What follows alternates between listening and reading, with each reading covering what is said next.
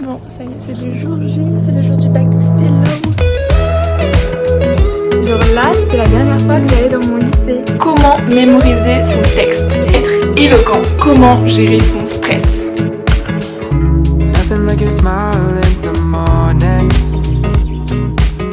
Les dernières révisions. Il est 21h11.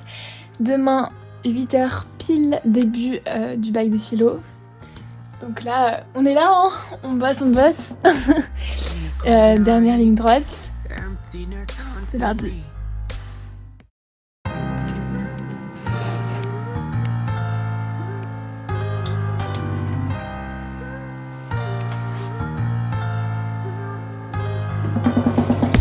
In a cold night, emptiness haunted me. I saw a light, but it was too dark for me. I heard you calling, I saw your sleepless face and I fell hard. I guess I'm falling for you, girl, I can reach the stars.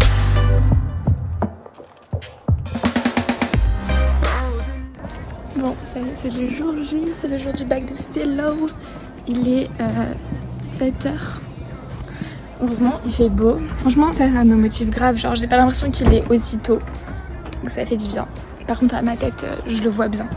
Bref, c'est parti, direction affronter le bac. I was cold, you gave me warmth when no one did. I was lost, you showed me love and how it feels. I heard you calling, I saw your sleepless face and I fell hard. I guess I'm falling for you, girl, I can reach the stars.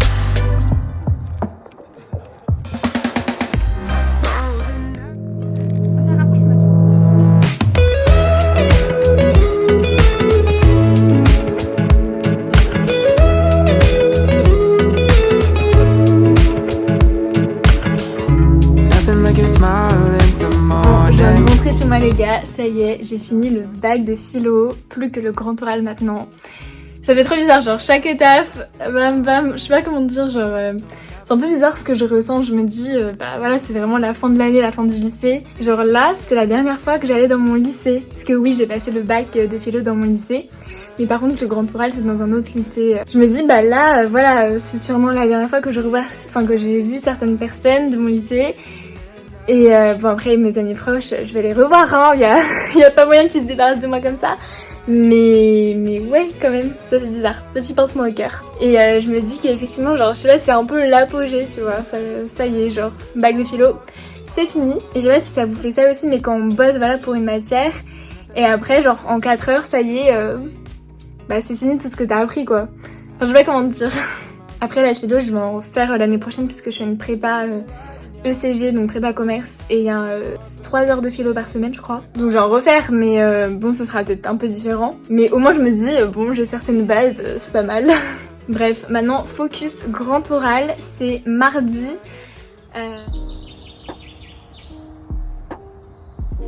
Hello! Aujourd'hui, mon programme bosser le grand oral et je me suis dit pourquoi pas en profiter pour vous partager mes petits conseils pour cartonner à l'oral, que ce soit pour le grand oral si vous êtes en terminale, pour le bac de français si vous êtes en première, pour le brevet ou tout autre oraux, entretien d'embauche, concours d'éloquence. J'ai préparé tous mes petits conseils.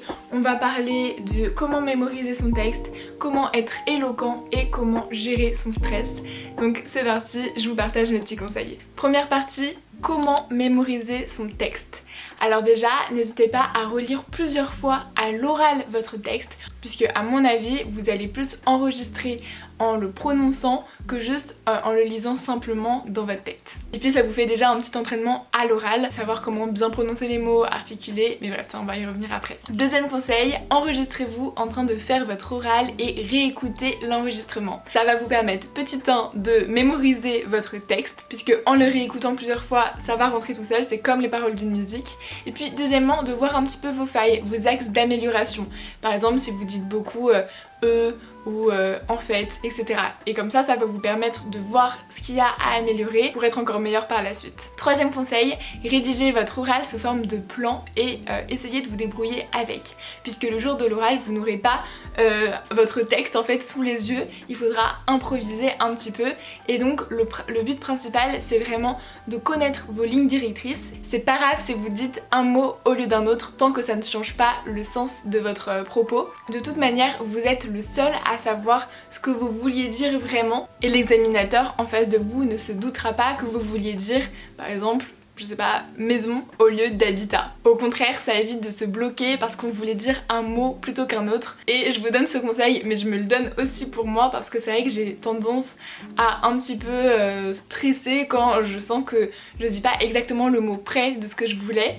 Et parfois ça me fait perdre mes moyens, alors que non en fait c'est pas grave en soi si j'ai dit maison au lieu d'habitat, c'est le même sens. Donc voilà, entraînez-vous limite à ne pas dire votre texte au mot près pour savoir improviser un petit peu tout en restant dans ce que vous voulez dire. Le plus important c'est les idées clés. Maintenant je vais vous donner mes conseils pour être éloquent. Éloquent ça signifie bien parler, captiver l'auditeur. C'est un peu la forme de votre discours, ce qui va permettre à l'auditeur d'être captivé par ce que vous dites. Première chose, pensez à bien articuler. C'est super important parce que ça va permettre à l'auditeur de ne pas vous faire répéter par exemple, de comprendre fluidement ce que vous dites, sans avoir à se demander qu'est-ce qu'il vient de dire, j'ai pas bien compris. Le prochain conseil rejoint un petit peu le précédent. Ne parlez pas trop vite et n'hésitez pas à faire des pauses quand cela est nécessaire. Bien sûr, ne tombez pas dans l'ennui non plus.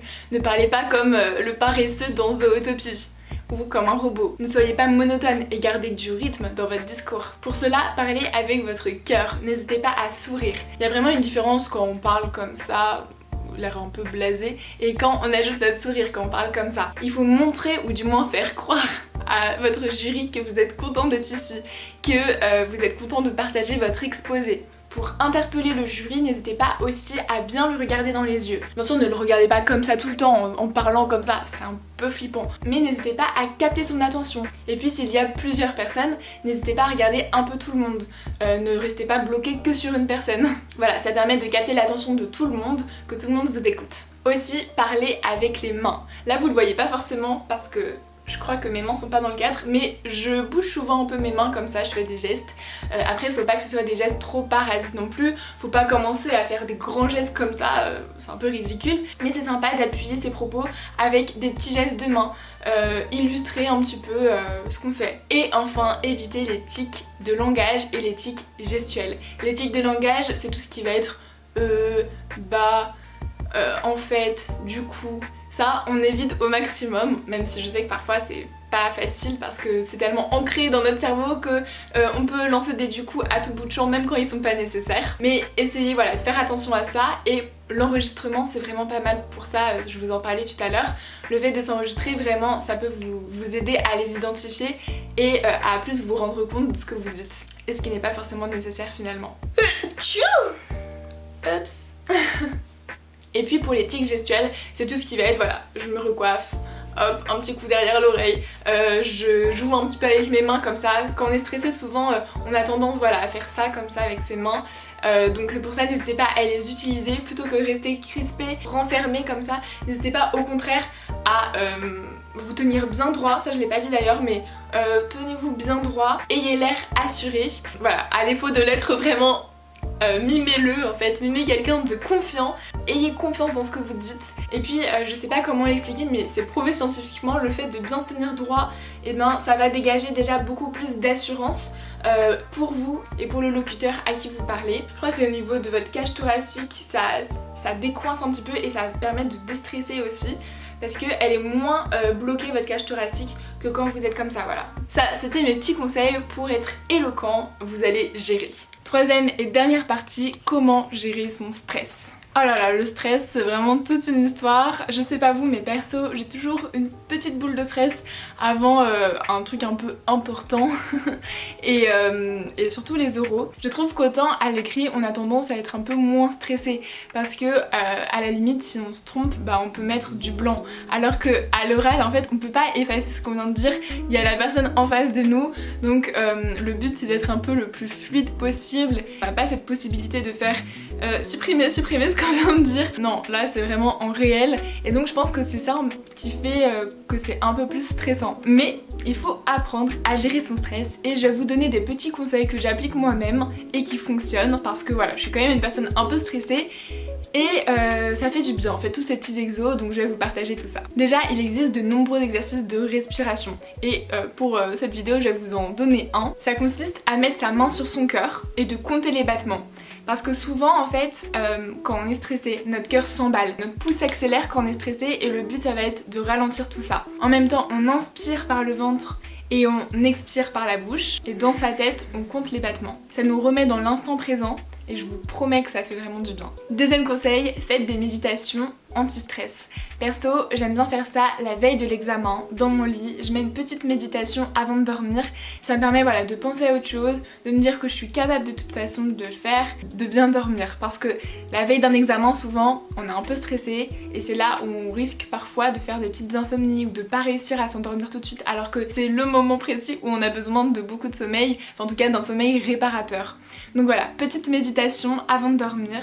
Moi perso je les écoute sur Spotify, après je pense qu'il y en a aussi sur YouTube, il y a aussi des applis exprès qui existent, bref n'hésitez pas à vous renseigner mais c'est vrai que ça fait du bien. Et si vous n'aimez pas être guidé, vous pouvez également faire ça sans, juste vous concentrer sur votre respiration et ne pensez à rien. C'est vrai que penser à rien c'est un petit peu galère parfois, pour ça moi j'aime bien le petit côté méditation guidée. Troisième conseil, entraînez-vous bien et connaissez l'épreuve que vous allez passer. Plus vous savez sur quoi vous allez être interrogé, plus vous vous serez préparé, mieux vous serez et moins vous serez stressé parce que vous saurez ce que vous avez à faire. Donc si vous passez le grand oral comme moi, je vous affiche à l'écran la grille d'évaluation. Mais après si vous passez d'autres styles d'oraux, n'hésitez pas à regarder sur internet voilà, la grille d'évaluation, sur quoi vous êtes jugé exactement et de bien vous entraîner. N'hésitez pas aussi à passer devant des personnes parce que c'est pas du tout la même chose quand on fait son petit oral tout seul dans sa chambre que quand on le fait devant des gens. Donc déjà n'hésitez pas à le faire devant vos parents, devant des amis, ça rajoute un petit coup de pression finalement, mais au moins ce sera un entraînement pour le jour J parce que c'est vrai que ça fait un gros écart quand direct on s'entraînait tout seul et d'un coup en fait on passe devant des personnes qu'on connaît pas, alors que finalement se dire qu'on est déjà passé devant d'autres personnes, qu'on sait le faire, qu'on peut le faire, c'est rassurant et ça enlève un petit peu du stress. Et enfin, est-ce que vous connaissez le pouvoir de la musique? D'ailleurs j'ai un copain qui fait son grand oral sur ça. Franchement la musique c'est génial je trouve pour déstresser. Moi perso j'écoute de la musique un peu fun, genre good vibes, où je peux danser et genre bouger dans tous les sens. Je fais ça à la veille de l'examen en mode je danse, je décompresse, voilà, je pense à autre chose. Et également j'aime bien faire ça avant l'épreuve dans la voiture, enfin si je prends la voiture par exemple, voilà, je mets la musique et puis je m'ambiance un peu dans la voiture parce que c'est pas moi qui conduis. Puis sinon dans les transports avec mes écouteurs. Bon après c'est vrai que là je peux pas trop m'ambiancer, mais ça fait déjà du bien. Quoique finalement on s'en fout du regard des autres, non. Mais bon quand même. Bref, le fait de se concentrer sur la musique, de penser à autre chose, c'est super cool pour bien décompresser avant l'oral. Après vous pouvez aussi faire comme Sharpay et son frère, j'ai oublié son nom d'ailleurs. Bref, dans High School Musical, quand ils font leur petit exercice de respiration avant de monter sur scène. Attendez, je le fais pour vous. Voilà, le ridicule ne tue pas. Maintenant vous êtes prêts pour réussir votre oral, quel que soit le type d'oral que vous passez d'ailleurs. Et j'espère que ces petits conseils vous aideront. N'hésitez pas à les appliquer et à me dire dans les commentaires ce que vous en pensez.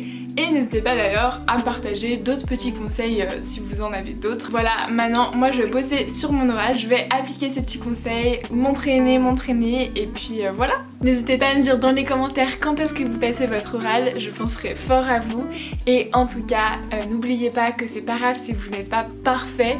Le plus important c'est d'y mettre du cœur et vous allez voir, tout va bien se passer, vous allez d'être ça. Allez, je vous dis à très vite, gros bisous et oralez bien. Ok, ça se dit pas trop. On va dire plutôt déchirez votre oral.